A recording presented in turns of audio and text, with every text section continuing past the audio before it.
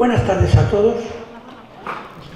Señor concejal delegado de Empleo y Dinamización Económica, queridos compañeros de mesa, queridos asistentes, Vicente, quiero hacer una salvedad en cuanto al orden de intervenciones. Está previsto que la introducción y la moderación la hiciera don Martín Portillo Belinchón, que no podía asistir, y después también estaba previsto que participase la que había sido jefa de la mediateca del Ministerio de Agricultura, y esa, por una enfermedad personal, tampoco va a poder venir. La introducción que tenía prevista don Martín Portillo Belinchón, doctor ingeniero industrial por la Universidad de Vigo, creo que había que exponerla, y entonces Vicente me pidió si yo sería capaz de leer sus ideas. Voy a intentar llegar a donde él quería decir y voy a pasar a leer lo que él tenía previsto. Dice, mi nombre es Martín Portillo Belinchón, evidentemente mi nombre no es ese, mi nombre es César Carlos Sáenz Barrio, que soy el autor del prólogo del libro, y tengo el honor de que Vicente Duarte Salgado me haya pedido que modere este acto de presentación de su libro Escuela Mayor de Orientación Rural Onésimo Redondo. Les aseguro que hacer esto para mí es un auténtico placer, porque siendo natural de Aranjuez, la presentación de un libro sobre uno de los iconos de la inmensa labor educativa que se puso en marcha en nuestra querida ciudad en la segunda mitad del siglo pasado me llena de satisfacción. Y me siento en particular muy complacido, porque la presentación de un libro debe siempre ser motivo de fiesta, motivo de alegría, si pensamos que el hecho de escribirlo es un acto de lo más alto de la pirámide de las actividades del hombre como ser racional, como ser creativo. Vicente Duarte acaba de escribir un libro, otro más de los varios que tiene escritos, otros más sobre los grandes proyectos educativos que, como decía antes, supusieron la referencia que en este campo Aranjuez llegó a ser en la segunda mitad del siglo pasado, y que en el transcurso de los años tantos beneficios han aportado a nuestro pueblo, llevándonos hasta ser una ciudad universitaria. Aranjuez ha sido referencia educativa y referencia social, y ambas sensibilidades han sido muy bien captadas por Vicente, quien las ha puesto de manifiesto en varios de sus libros. Por ejemplo, el dedicado a la Escuela de Formación Profesional Loyola, presentado no hace muchos meses, y este sobre la Escuela Mayor de Orientación Rural Onésimo Redondo, proyecto que nació con el ilusionante y prioritario objetivo de formar y dignificar a la mujer rural, y que supuso, en palabras de César Carlos Sáenz Barrio, perdón por la autocita, autor de su prólogo, abro comillas, un modelo formativo configurador de un tipo de mujer que persigue una sociedad en igualdad de hombres y mujeres, respetuosa en su diversidad y complementariedad. Cierro comillas. Añado yo que esa experiencia formativa puede ser calificada de feminismo con mayúsculas. Gracias, Vicente. Para realizar este acto nos acompañan esta tarde, por parte del ilustrísimo Ayuntamiento de Aranjuez, don Miguel Gómez Herrero, en su calidad de concejal delegado de Empleo y Dinamización Económica, Participación y Atención al Ciudadano, Relaciones con el Cortijo, Mujer, Mayores y Familia, Fiestas, Desarrollo Tecnológico y Medios de Comunicación. No le quedará ni un minuto libre. También nos acompaña doña Alegría de Andrés, que fue instructora y profesora de la escuela desde 1952 a 1966. Estaba previsto que interviniera doña Pilar Coello, jefa de mediateca del Ministerio de Agricultura, hasta el pasado año, pero como no ha podido venir, pues Les voy a leer una carta que se ha recibido en el día de hoy.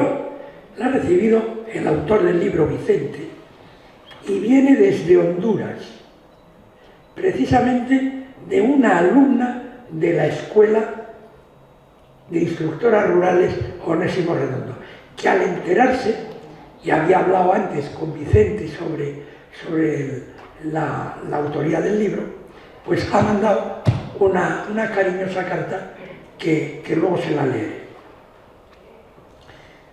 Asimismo, está con nosotros, estoy aquí, que es el autor del prólogo, que tampoco me pude negar cuando Vicente me lo pidió, entre otras cosas, por mi dedicación al mundo rural, a la formación y a la promoción del medio rural durante 43 años, y además estar casado con una instructora rural que se formó en la Escuela Onésimo Redondo de Aranjuez. Va a comenzar el turno de intervenciones doña Alegría de Andrés, instructora y profesora que fue de la escuela desde 1952 a 1966 y a quien el libro dedica un capítulo. Alegría, por favor, dé usted la palabra. Bueno, buenas tardes a todos y muchísimas gracias de haber conocido a la nieta de una cocinera que estuvo en la escuela, de haber conocido y haber visto a la familia de una profesora que también estuvo conmigo, y otras profesoras más que estuvieron. O sea, que creo que posiblemente alguna de vosotros tendríais que estar aquí conmigo en lugar de estar yo sola. Lo digo sinceramente, ¿eh? Yo de la escuela tendría que decir mucho, pero no nos vamos a alargar. Primero, vine siendo muy joven. Yo no había hecho los 18 años cuando vine a la escuela. Soy de la segunda promoción que hubo en la escuela.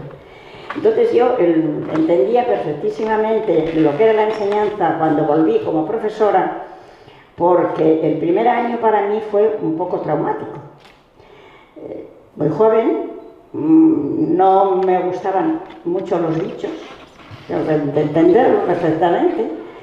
Entonces tenía una profesora que era encantadora, Antonia, que gracias a ella yo los fui. Después descubrí que es que soy alérgica a lo que es las pieles y lo que es las plumas.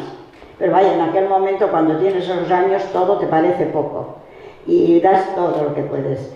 Cuando volví en segundo año para mí fue algo que nunca lo podría olvidar.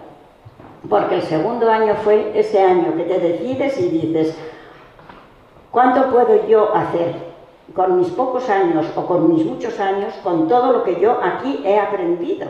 Soy hija de agricultores, hermana de agricultores. Me había criado entre la agricultura, pero un poco al margen de ella. En cambio, en el segundo año, vuelvo a repetir, yo descubrí todo aquello que yo en un momento determinado podía hacer. Mi primer destino fue a una granja escuela, pensar lo que es con esos años irte a dar clases y además levantar una granja que no había tenido nunca a nadie que supiese hacer un parte, porque no había habido instructoras hasta ese momento, o sea, y en Zaragoza estaba yo sola. Después vino una que fue la que me sustituyó y después efectivamente fueron pasando. Total, que el segundo año, vuelvo a repetir, para mí fue especial porque pensé que ya podía hacer mucho dentro de lo que era la mujer del campo, que en estos momentos el campo está muy devaluado, pero en mi época, tener en cuenta que era posguerra y el campo era de lo que se estaba comiendo en ese momento en España, y pensabas, ¿cuánto puedo yo en ese momento, con mi edad o sin mi edad, ayudar a estas mujeres y a estos hombres? Porque teníamos, las instructoras rurales teníamos la ventaja que dábamos clases a hombres y dábamos clases a las mujeres. Entonces, explotar todo aquello que ellas tenían, que además lo explotaban fenomenal, pero que tú podías darle ese toque, que para hacer unas acelgas, en lugar de hacerlas todos los días cocidas, a lo mejor tú le decías, pues te había enseñado la profesora que habías tenido de cocina, que aquí hay una profesora de cocina de la escuela que fue un fenómeno, María Luisa, está ahí sentada. Entonces, llegar y enseñar a una señora en la clase de cocina, mira, con esas celgas puedes hacer 40 platos distintos, y aprender de ella no solamente a cómo los hacía también ella, sino cómo los cultivaba y cómo los cuidaba. O sea que yo, por una parte, daba todo lo que pude, con mis más años, con mis menos años, con mi humildad esa de pensar, yo no soy más ni muchísimo menos, sino me están enseñando ellos.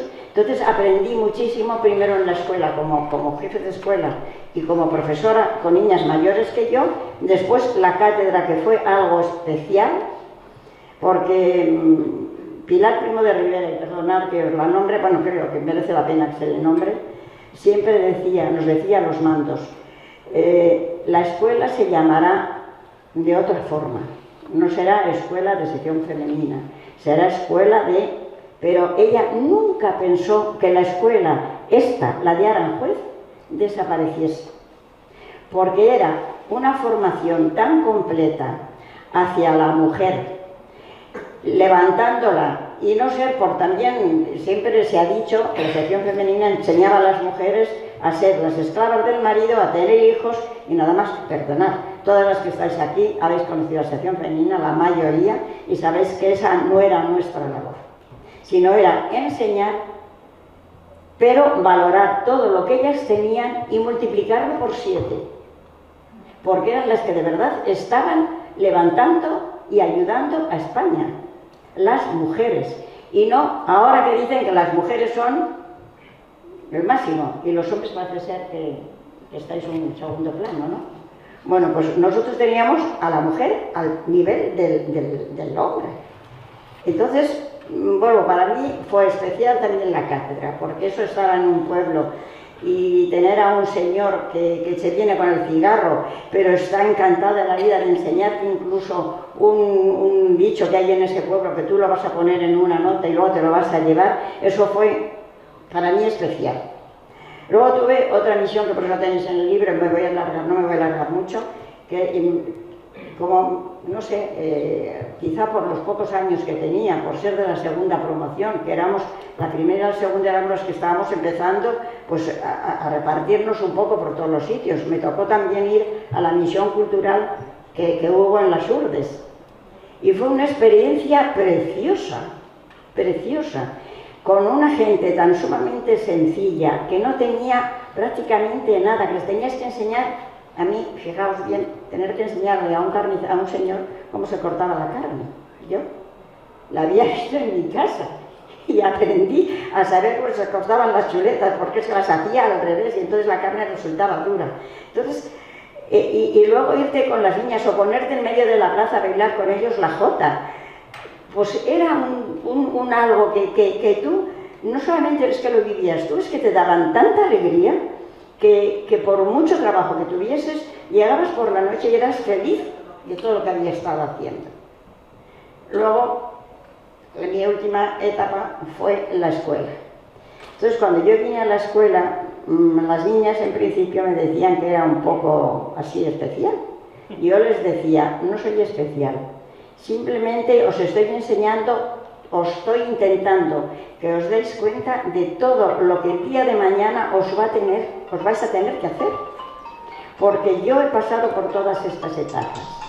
Y ahora, aunque os parezca duro, vosotras luego el día de mañana lo vais a agradecer. De hecho, tuve muchísimas cartas, muchas llamadas, niñas que hoy, o sea, niñas, perdonadme la palabra de niñas, pues para mí siempre fueron mis niñas, aunque fuesen, eran algo tan mío, que yo en las clases no era imponer, no, sino intentar inculcarles que aquello les iba a servir cuando salieran y cuando fuesen a los pueblos o cuando estuviesen de profesoras en otro sitio, en otra escuela, que no era la escuela nacional, sino que iba a ser para ellas muy enriquecedor el exigirse a sí mismo pero al mismo tiempo aprender de todo lo que iban a ir aprendiendo en los pueblos o en los sitios donde les tocase estar.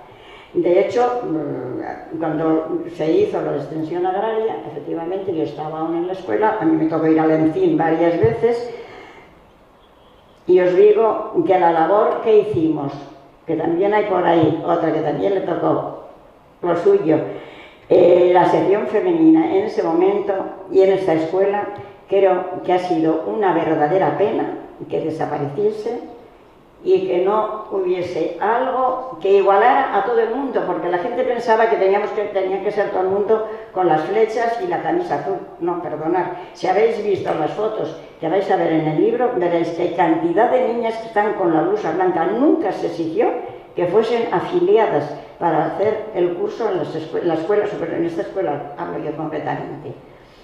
Entonces, ¿qué queréis que os diga? Yo mi paso por la escuela fue tan sumamente bonito, tan completo, lo viví tantísimo con las niñas y con la enseñanza, que simplemente dar las gracias que que ha hecho el prólogo, su mujer fue una de mis alumnas muy querida. Muchísimas gracias a todos y a vosotros perdonadme si me he alargado. Gracias.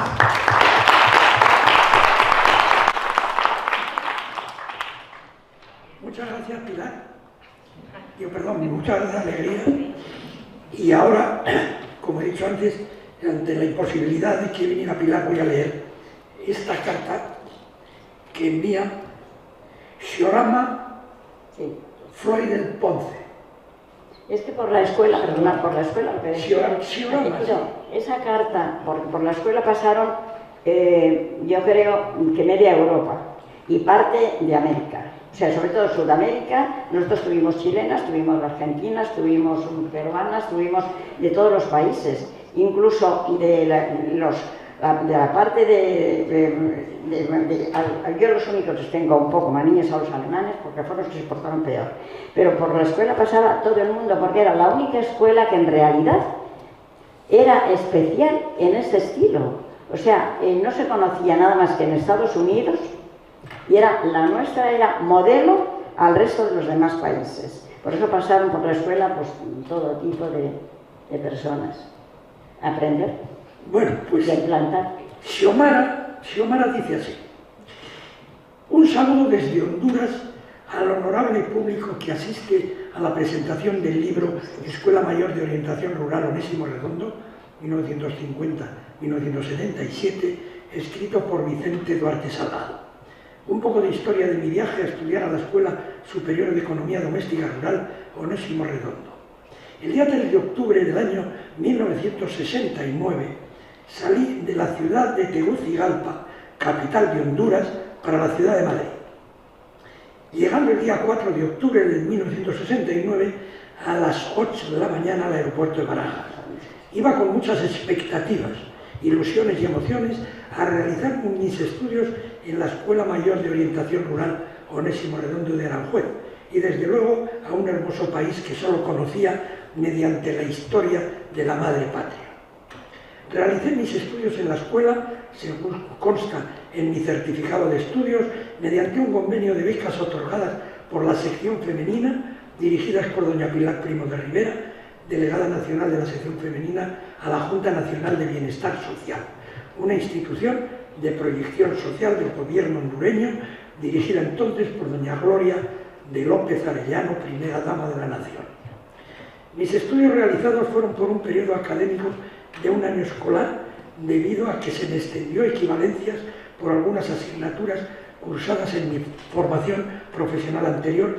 En la Escuela Mayor Rural Onésimo Redondo se me brindó una excelente educación, en la cual adquirí muchos conocimientos y competencias, además de una formación en valores éticos y morales.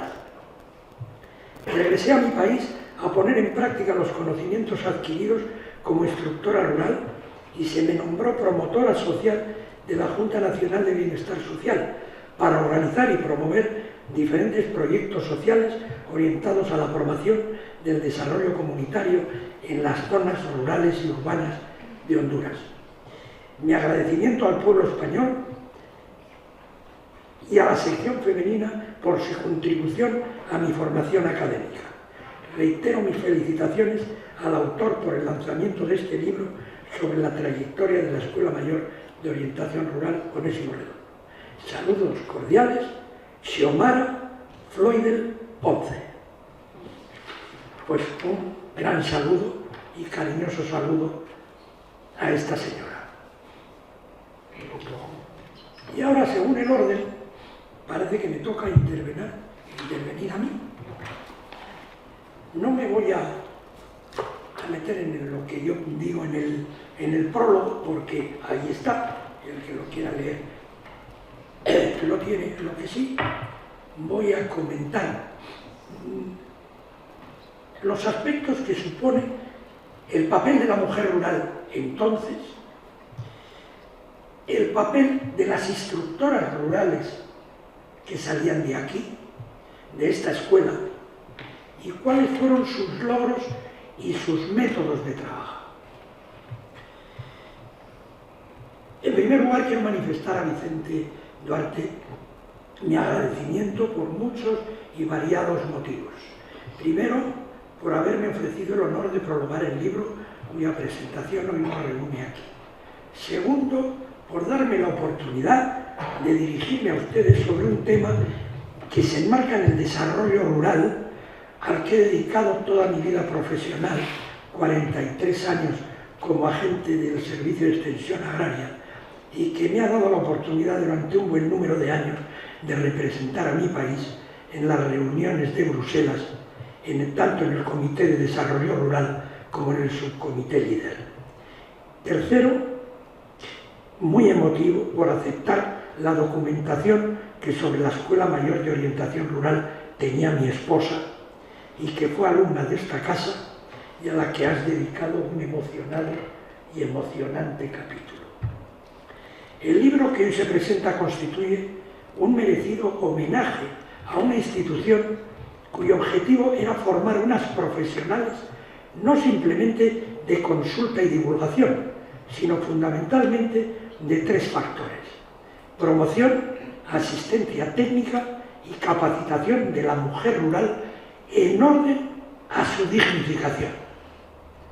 La promoción, entendida como el estudio con las mujeres rurales de su realidad y de sus posibilidades de mejorarla, así como la animación de las acciones consiguientes que la llevasen a ser protagonistas de su propio desarrollo. No era darles subvenciones, no era ponerles cosas ya hechas, era formarlas para que fuesen capaces de protagonizar su propio desarrollo, que es protagonizar su propia realización personal. Evidentemente la promoción lleva implícita una intencionalidad educativa, pues no solo se trata de resolver los problemas de hoy, sino de poner las bases de un progreso rural permanente mediante el incremento de la capacidad profesional de la población. Se trata de que las familias rurales llegasen a comprender, decidir y ejecutar por sí mismas, individual o colectivamente, las acciones para mejorar su actividad, las rentas percibidas, el bienestar familiar y comunitario y, en definitiva, comunicación y no simple información. En segundo lugar, esta institución estaba pensada para todas las mujeres rurales, cualesquiera que fuese su ubicación geográfica, su patrimonio familiar o su nivel de formación. El esfuerzo por desarrollar acciones de interés para todos los sectores de su vida diaria constituyó una preocupación constante, basándose en los problemas de la propia población y desarrollando unos métodos de enseñanza de las mujeres rurales propias de la educación extraescolar.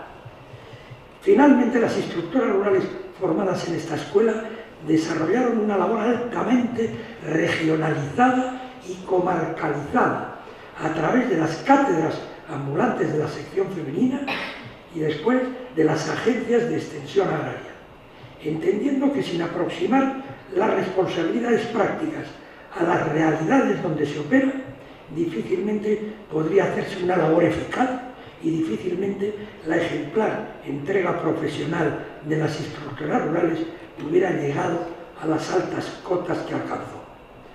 Cuando la escuela se crea, la agricultura y el mundo rural atravesaban momentos muy difíciles, herederos de una penosa posguerra. Resumiendo, el nivel tecnológico era muy bajo, la productividad reducida, los efectivos humanos muy elevados, era el 40% de la población, las actitudes poco favorables al progreso y el equipamiento social y comunitario muy pobre, lo que hacía que hubiera mucho que hacer para iniciar e impulsar el desarrollo rural. Pero el mundo rural contaba con un sector femenino que jugaba un papel fundamental en el devenir de la sociedad rural. A este respecto, la profesora de la Universidad de Granada, doña Cándida Pérez López, en un trabajo que se titula Poder integrador de la Mater Familias Romana, nos ofrece una visión de evidente paralelismo del papel ejercido por la mujer rural en sociedades separadas por más de 2000 años, la romana y la española de los años 50-60. Cuando expone, y abro comillas, el poder de la civitas romana no se organizaba al margen de la posición asignada a las mujeres, ni la civitas era pensable sin las funciones atribuidas a las mujeres. Ellas se incorporaban a la estructura política de la civitas aquello que era considerado permanente, lo que sustentaba la vida más allá de las formulaciones coyunturales que los varones eran capaces de crear con la política o con las armas. Este análisis de la profesora granadina me permite remontarnos unos siglos antes, hasta el siglo V antes de Cristo, cuando Aristófanes escribe 2 comedias respecto de las responsabilidades que son capaces de afrontar las mujeres de Atenas, en este caso, en 2 momentos difíciles para la ciudad, para la polis. En la primera, titulada La Asamblea de Mujeres, son ellas las que hacen frente a un problema de ingobernabilidad y caos de la ciudad, y vistiéndose de hombres, entran en la asamblea, ganan la votación, asumen el mando de la ciudad y comienzan a legislar hasta que consiguen apaciguar la polis. Esta obra de Aristófanes se puso hace 2 años en el Teatro Romano de Mérida y fue un éxito tremendo. Bueno, en la segunda, que es Lisístrata, trata la situación de abandono y soledad que sufren las mujeres por la fiebre belicosa de sus hombres, que no paran de guerrear con todos sus vecinos, lo que las lleva, lideradas por Lisístrata, a declarar una huelga sexual, negándose a mantener relaciones carnales en tanto duren las guerras. Ni que decir tiene que en ambos casos el final es el que todos nos imaginamos y que se resume en 2 palabras: orden y paz. 2 batallas que ganaron. Pero es que en un salto de 24 siglos, nos vamos a finales del siglo XIX, se estrena en Madrid la zarzuela Gigantes y Cabezudos, en la que el maestro Fernández Caballero escribe una jota aragonesa que muchos conocerán y cuya letra dice: si las mujeres mandasen en vez de mandar los hombres, serían balsas de aceite los pueblos y las naciones. Y es que tradicionalmente la mujer rural, en mayor medida que la urbana, encarna los valores de soporte afectivo de la familia, no solo la nuclear de padres e hijos, sino que se extiende a un buen número de grados de parentesco, acogiendo en el hogar a los abuelos, a la tía soltera, al hermano impedido, a los sobrinos huérfanos. Es la partera del lugar, como era mi abuela paterna. Es la curandera de múltiples dolencias menores o coloca los huesos en su sitio. Es la que llama a la cooperación natural, la que se encarga de que la escuela y la iglesia estén en buenas condiciones de uso. Encarna la paz social, cuida del huerto y la granja familiar, vende sus excedentes, elabora las chacinas procedentes de la matanza. Es la administradora familiar y junto con su esposo participa en la toma de decisiones respecto a la economía y la vida familiar. Incluso algo más, pues los que hemos vivido en ese medio y hemos participado en el mismo, sabemos que la mayor parte de los enlaces matrimoniales se planteaban y se fraguaban no en la taberna, sino en el lavadero. Nada especialmente distinto de lo que en su trabajo citado anteriormente la profesora granadina escribe que la mater familias constituye el elemento clave en el funcionamiento de las Civitas. Se le reconoce el poder de establecer, mantener y cultivar redes de cohesión familiar en momentos difíciles para el grupo. La unidad doméstica funciona si ella funciona, si cuida dichas redes. Es un poder necesario para el funcionamiento de la comunidad en su conjunto.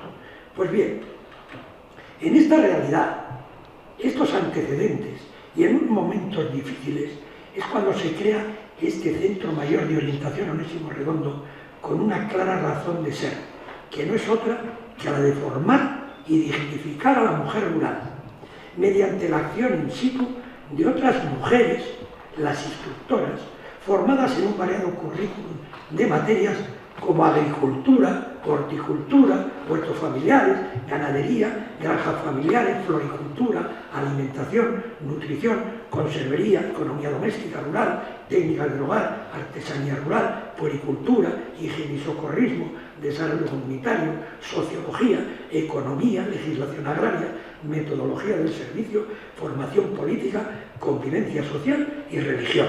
No sé si me dejo alegría alguna asignatura de las que ellas cursaban, pero estas son las que eran.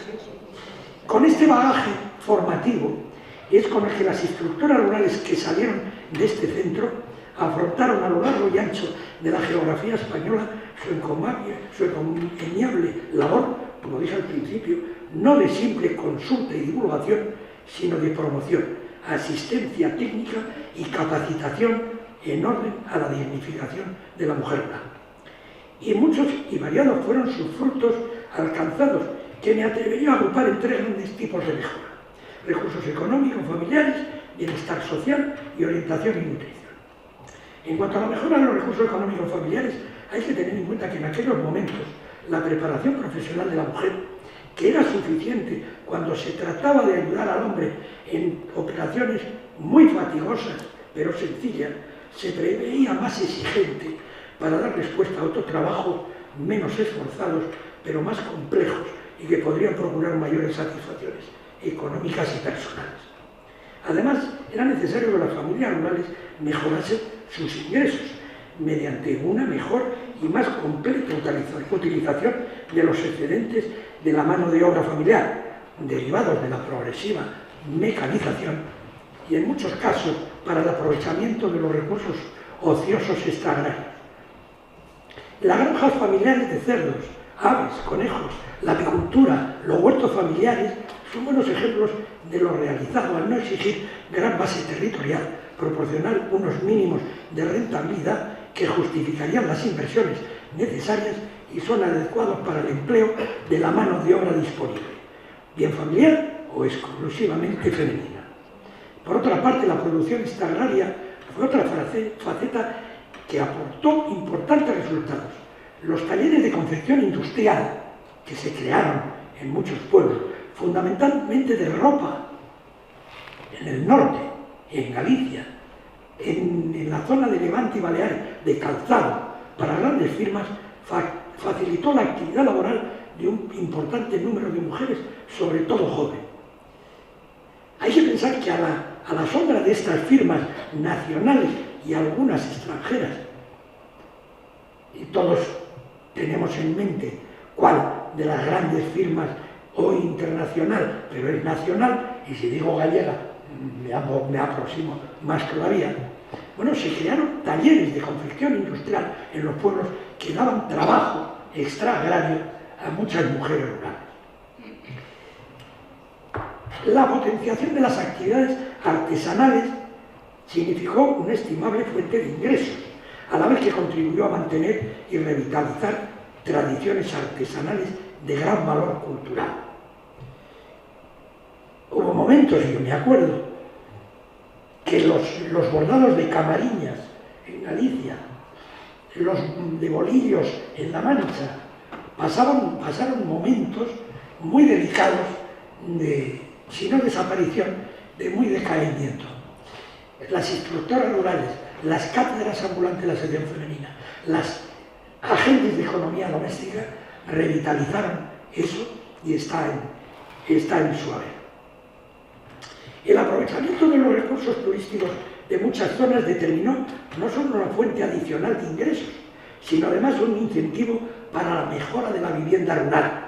Fundamentalmente se instalaron miles y miles y miles de cuartos de baño que sustituían a la cuadra o al estado.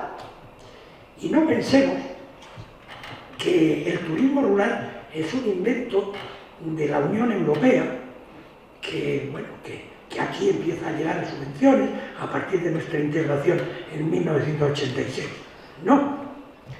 En 1967, 10 años después de fundada la Comunidad Económica Europea, la CE, hoy la UE, la Unión Europea, en España se inventan, o nos inventamos, un programa que se llamaba Vacaciones en Casas de Labranza, que es el origen del turismo rural, no solo en España, sino en gran parte de Europa. Vacaciones en Casa de Labranza, que iba en paralelo con otro programa de ayudas que se llamaba Mejora de la Vivienda Rural. Con lo cual, el conjunto de esas dos fue el germen del turismo rural que hoy tenemos, bueno, porque ha habido muchas ayudas también europeas ya, pero que el germen está ahí, de 18.000 establecimientos, alrededor de 18.000 establecimientos de turismo rural en España que tienen más de 10 millones de pernoctaciones. La capacitación de las amas de casa como consumidoras y la promoción en la mayoría de ellas mismas de cooperativas de consumo permitió la racionalización de la compra y fue una oportunidad para que las amas de casa se organizasen y desarrollasen iniciativas y capacidades. Finalmente, la confección de conservas, no solamente vegetales, frutales, sino de los dulces tradicionales que gracias a esa labor no se han perdido y hoy, bueno, pues desgraciadamente habrá que educar a los jóvenes que huyan de esa bollería industrial teniendo una bollería artesanal en muchísimos pueblos de nuestra geografía. Respecto al segundo grupo, el de mejora del bienestar social, porque era necesario satisfacer las nuevas necesidades que iban apareciendo como consecuencia del aumento del nivel de vida. Bueno, eso movió a la acción a muchas comunidades rurales para protagonizar su propio desarrollo.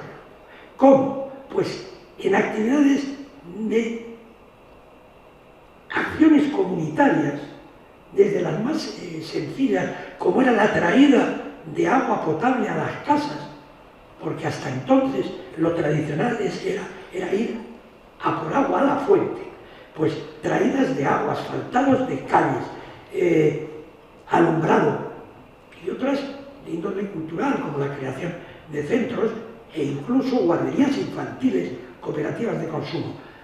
En aquellos momentos que lo de las guarderías infantiles había en las capitales de provincia, se vio como un recurso que podían hacer las amas de casa en el medio rural en determinadas estaciones del año, que podían tener acceso a jornales, pero no podían, porque si tenían un niño pequeño y no tenían abuelos con quien dejarlos, les impedía contribuir a la economía familiar. Pues bueno, en muchas localidades se organizaron o las instructoras rurales y las agentes de economía doméstica reunieron a las mujeres y se organizaron guarderías infantiles en locales de los ayuntamientos, en las que 4 o 5 mujeres, madres, cuidaban de 25 o 30 niños, mientras que otras 25 o 30 señoras, madres jóvenes, ayudaban a la vendimia, o iban a ganarse unos jornales en la vendimia o en la recolección de la aceituna. Terminada la temporada, todo el mundo a su casa y se acabó. Pero por lo menos habían pasado 4 meses que habían entrado más dinero en su casa de forma cooperativa entre ellas. En este grupo incluiría la mejora de la vivienda rural, acondicionamiento y mejora de las viviendas, como he dicho antes, los cuartos de baño, mejora de la iluminación, de la ventilación. En el tercer grupo, dedicado a la alimentación y nutrición, quizás sea uno de los que más ha caracterizado la labor de las instructoras rurales. Como decía Alegría antes, el tema de las acelgas. ¿Por qué siempre han de ser las mismas para que se nos ponga cara de acelga? Pues bien, llegar a la población rural con información y capacitación y sobre todo educación nutricional y alimentaria, bueno, eso dio lugar a que la población rural se acercase más a los parámetros de dieta equilibrada y variada que se tenía en las ciudades. Y por último, las acciones de información para un mejor uso de los servicios sanitarios y de seguridad social, los relativos a la prevención del alcoholismo, la capacitación en puericultura y primeros auxilios, en el que entonces, como decía,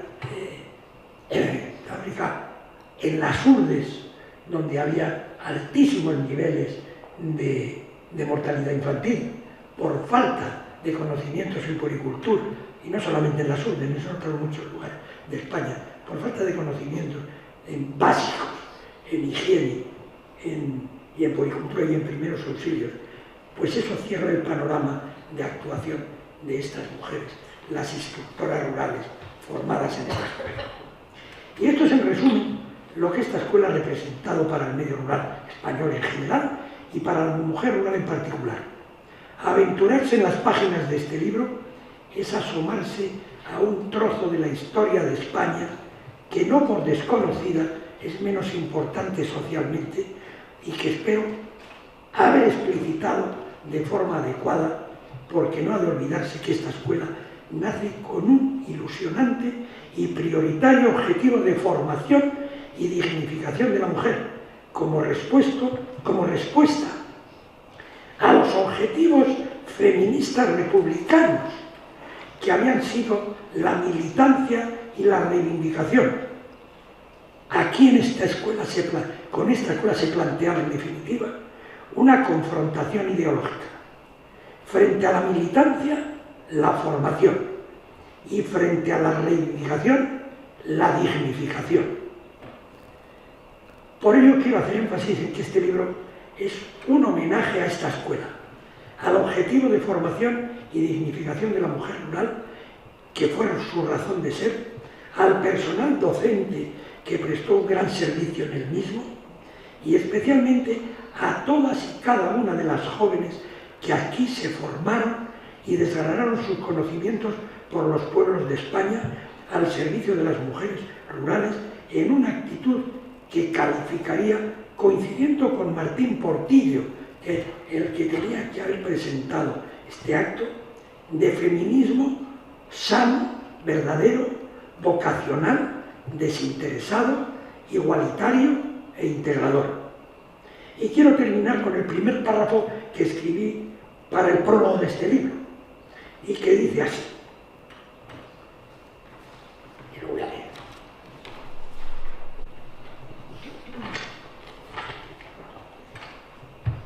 Aunque alguien haya dicho que nadie está obligado a escribir un libro, no es menos cierto que hay libros que están obligados a ser escritos. Por ello, agradeciéndole su atención, démosle todos nosotros las más efusivas gracias a Vicente por haber escrito este libro.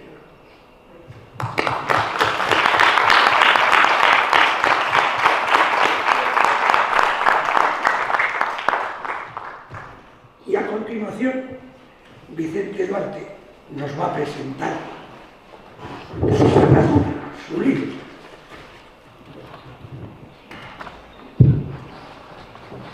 Tengo la garganta un poco tomada, pero ¿me oís? Sí, por ahí atrás dicen que sí. No. En primer lugar, quiero agradecerles a todos su asistencia a este acto y decirles que es la tercera vez que piso este escenario. La primera fue hace 20 años, con motivo de la presentación de mi libro Gran Teatro de Aranjuez, Imágenes para el Recuerdo.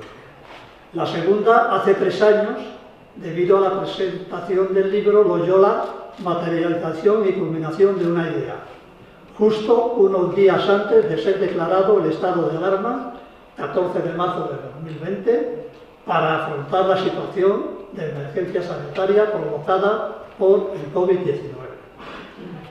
La tercera, en el día de hoy, en el que es muy agradecer estar acompañado en esta mesa por quienes me acompañan esta tarde, ya presentado por César, nuestro excelente moderador. Además de ser un placer el compartir esta mesa con ellos, quiero expresarles mi agradecimiento. Igualmente, quiero expresar mi agradecimiento a toda la corporación municipal en funciones y a la excelentísima señora alcaldesa María Jesús Martínez por facilitarme a través de la Concejalía de Cultura y Educación este magnífico auditorio para la presentación del libro. Este libro que sale a la luz hoy, gracias a la aportación documental y gráfica facilitada por una serie de entidades, profesores, profesoras, alumnas y personal laboral que estuvieron vinculados de una u otra forma a la Escuela Mayor de Orientación Rural Onésimo Redondo de Aranjuez, al igual que a la aportación gráfica facilitada por un grupo de vecinos de este real sitio y villa. Especial mención es de hacer al personal de la Dirección General de Desarrollo Rural y Política Forestal del Ministerio de Agricultura, y dentro de ellos a Rosa Pradas Regel, Fernando Cobos, Balbino Delgado y, como no, a César Carlos Barrios. Y al personal del archivo del Ministerio de Agricultura, Pesca y Alimentación, a Carmen Magán, anterior jefa del Servicio de Archivo Central del Ministerio de Agricultura y Pesca y Alimentación, e igualmente a la actual jefa del archivo, María Rocío Sánchez Serrano, a Pilar Coello, Marín, jefa del Servicio de Mediateca, de la División de Estudios y Publicaciones, por la información facilitada, que iba a haber venido también a esta mesa, pero por circunstancias, unas dolencias físicas, pues no ha podido hacerlo. También, por ejemplo, quiero agradecerles, bueno, a un sinfín de personal, a Rocío Sánchez Serrano, a Pilar Coello, a Nuria Petit, directora de la escuela, que fue a finales de los años 50 y principios de los 60, a Magui de León Llorente, profesora de Educación Física, en la misma época por su aportación gráfica, a Alegría de Andrés, alumna y posteriormente profesora de la escuela, ahora está aquí, a Aurelia Fernández Díaz, que la mujer también está un poco con dolencias y tampoco se ha podido presentar. Todos la conocéis, a Aurelia, es la esposa de un gran pintor cubista de aquí de Aranjuez. Y posteriormente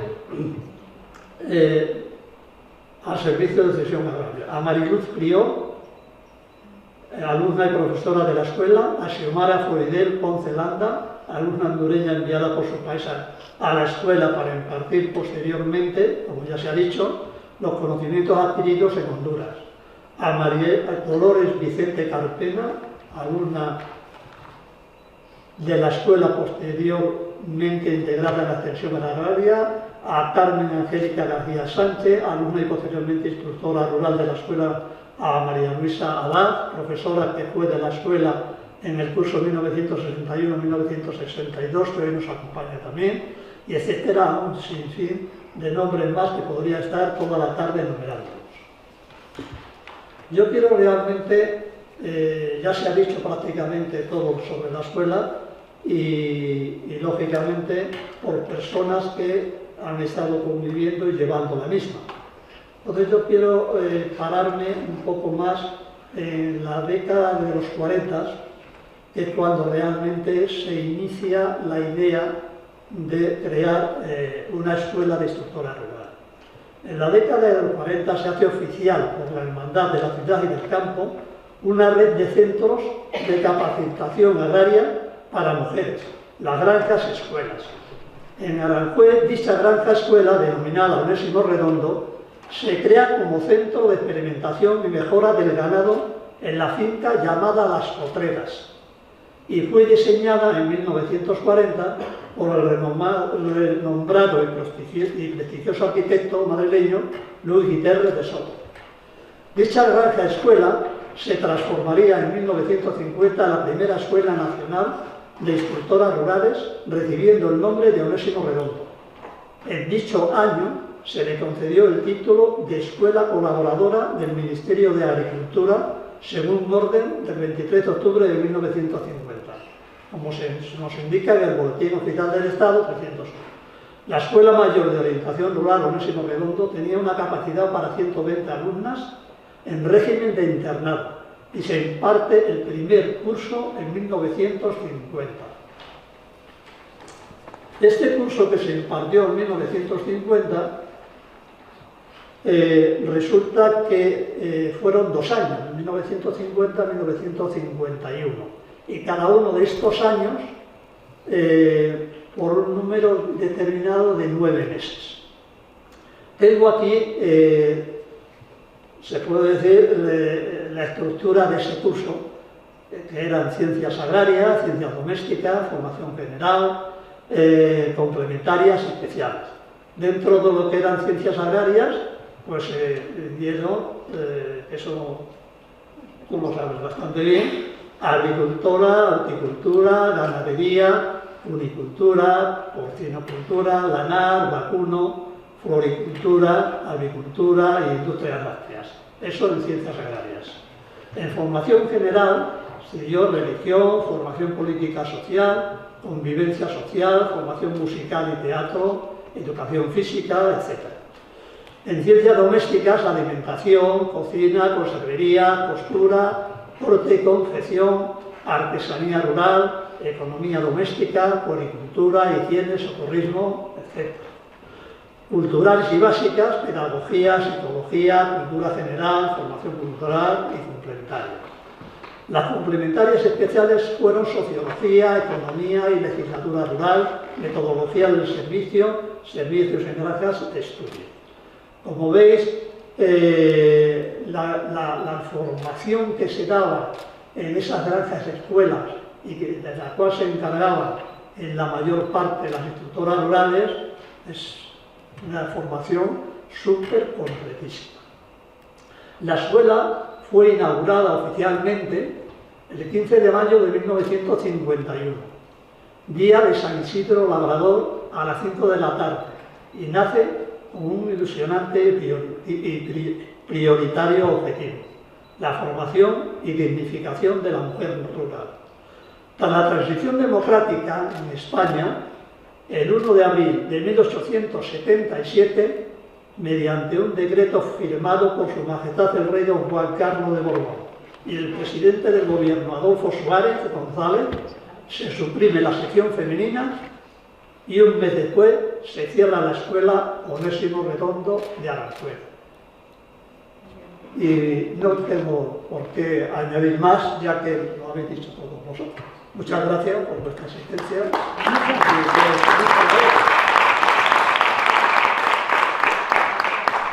La escuela funcionaba tan sumamente bien, o nosotros salíamos preparadas, es porque el profesorado que teníamos era súper especial. O sea, partiendo de la base de todos los profesores que teníamos, no solamente los profesores de escuela, que éramos un poco el complemento, sino lo que era el profesorado de ingenieros, de agricultura, teníamos uno fenomenal. O sea, es que era la formación, como estoy diciendo, era completa. Entonces, cuando salías súper preparada. Y todo lo que dicen, efectivamente, yo hice el primer curso social que se hizo de la mujer, en el que estaba antes diciendo que no había en los pueblos. Pues yo en aquel momento me tocó luchar mucho en ese curso, que aquí veis algunas fotografías mías. Estoy con unas gafas y no me parezco, la verdad, una niña guapa. Entonces, me tocó luchar mucho porque en los pueblos de colonización que en ese momento se estaban creando, el agricultor era el que en realidad daba de comer y estaba manteniendo el resto, y a los agricultores no se les ponía cuarto de baño. ¿Lo sabéis algunos? O sea, se ponía para el panadero, se le ponía al ingeniero que había, efectivamente, se le ponía al maestro, a la maestra, y los que estaban manteniendo el pueblo tenían que coger el agua donde fuese. Un corral quizá muy grande, pero... Entonces, yo os digo que yo fui una de las que luché muchísimo en ese curso social para que en los pueblos que se estaban haciendo nuevos, porque los pueblos antiguos pues nos tocaba transformarlo como se podía, ¿de acuerdo?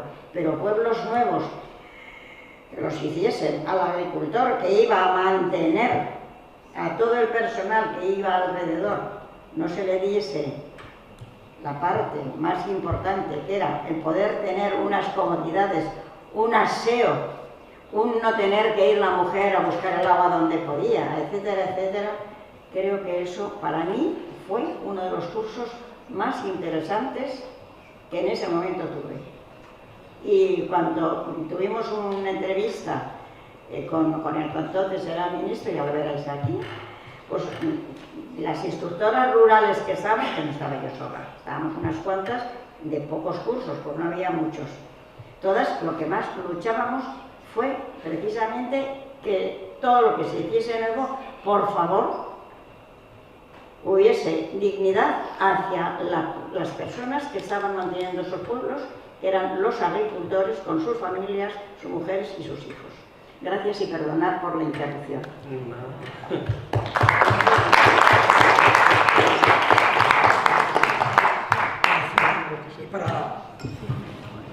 Y para cerrar este acto, tenemos con nosotros a don Miguel Gómez Terrero, en su calidad de concejal delegado de Empleo y Dinamización Económica, Participación y Atención al Ciudadano, relación con el cortijo Mujer, Mayores y Familia, Fiestas, Desarrollo Tecnológico y Medios de Comunicación del excelentísimo Ayuntamiento de La Puez.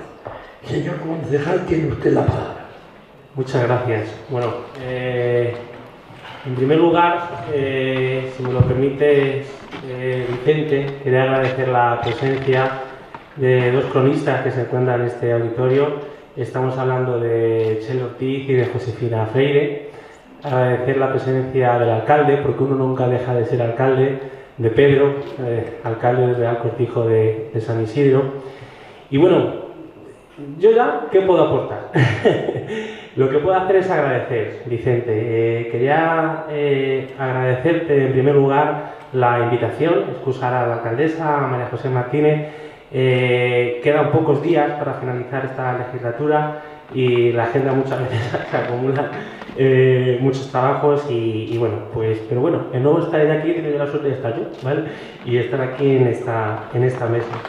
Quería agradecerte la invitación por diferentes motivos. En primer lugar, poder conocer a César y agradecerte, César, la magnífica exposición que has hecho y situarnos también en el contexto histórico y social de la época en la que está basado en el libro.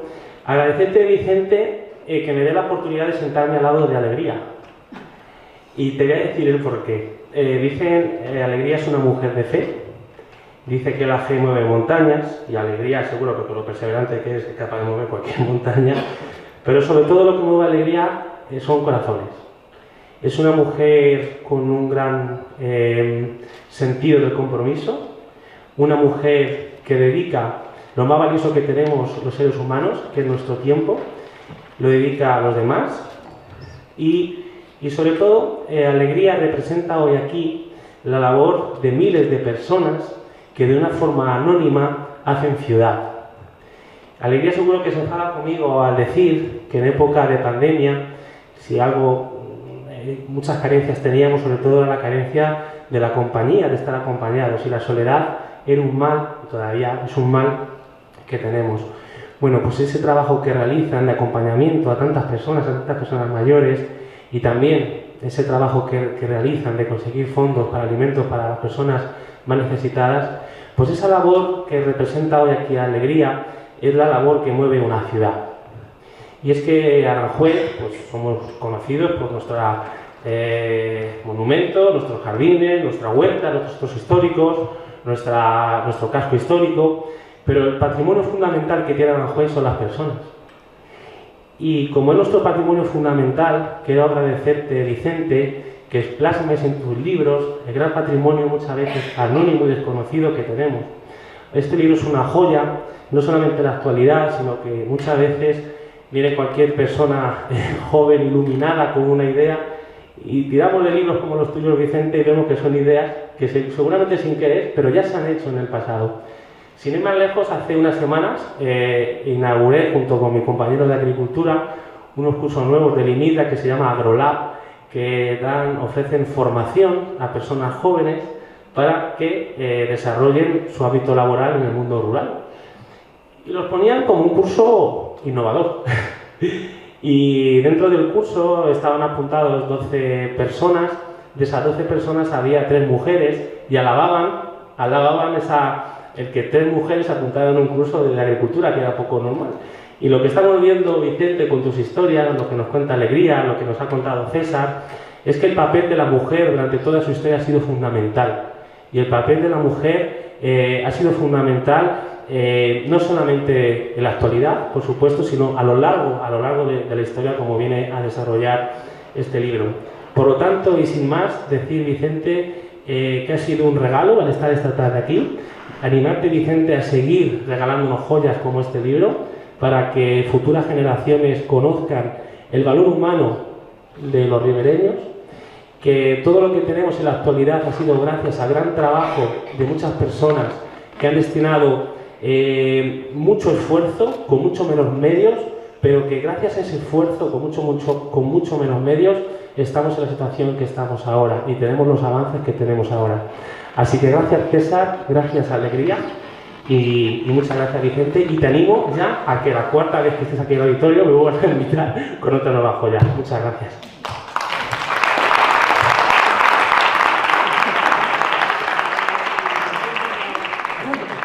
Muchas gracias, señor concejal, y con estas palabras damos por concluido este acto. Agradecemos a todos los participantes y a todos los asistentes al mismo, y a continuación Vicente va a firmar ejemplares de su libro a quien lo desee. Muchas gracias a todos y muchas gracias, Vicente.